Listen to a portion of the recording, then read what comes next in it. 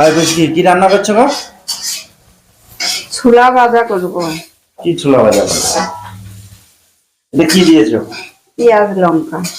বাস। ছোলা এর মধ্যে ছোলা দেব। এগুলো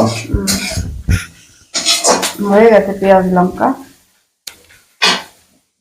ছোলা দিয়ে দেব পেঁয়াজ লঙ্কা ভাজার মধ্যে।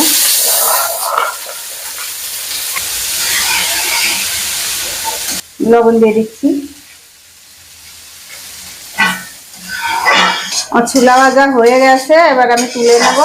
সকাল সকাল ছোলা ভাজা হয়ে গেছে, এখন আমি খাচ্ছি। ছোলা ভাজা ভালোই টেস্টি লাগে খেতে, সকালবেলা টিফিন ছোলা ভাজা।